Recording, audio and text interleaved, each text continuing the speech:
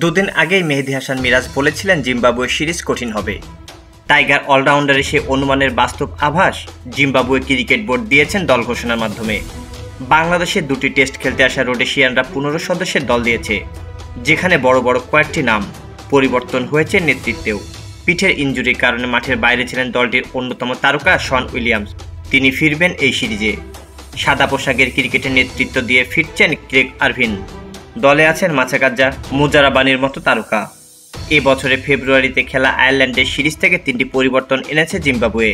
Wicket keeper batter Gambhir জায়গায় 2 বছর পর জাতীয় দলে এসেছেন তাফাজ্জোয়া সিগা। নিউম্যান নিয়ামুরির জায়গায় ফিরেছেন বামহাতি স্পিনার মাচাকাজ্জা। তিনিও সর্বশেষ টেস্ট খেলেছেন 2023 সালে ওয়েস্ট ইন্ডিজের বিপক্ষে। ব্লেসিং মুজারাবানি দেবেন বোলিং আক্রমণের নেতৃত্ব। তার সঙ্গে থাকবেন রিসাস এনগারাভা।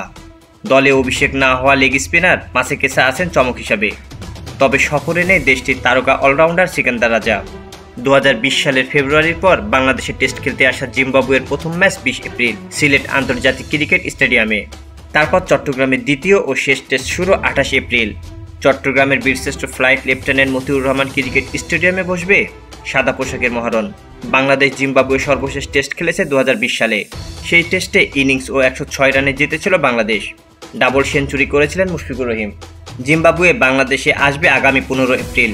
2 টেস্ট সিরিজের প্রথমটি শুরু হবে 20 এপ্রিল এবং দ্বিতীয় টেস্ট শুরু হবে 28 এপ্রিল। এবার সেই হারের জবাব দিতে প্রস্তুত হয়ে আসছেন আফ্রিকার দলটি। চলতি বছরের শুরুর দিকে আয়ারল্যান্ডের বিপক্ষে টেস্ট ম্যাচের শেষ মুহূর্তে নিজের নাম প্রত্যাহার করে নিয়েছিলেন আরভিন। সেই ম্যাচে চোটের কারণে ছিলেন না উইলিয়ামসও। তবে এবার দুজনই ফিরছেন গুরুত্বপূর্ণ এই সফরে।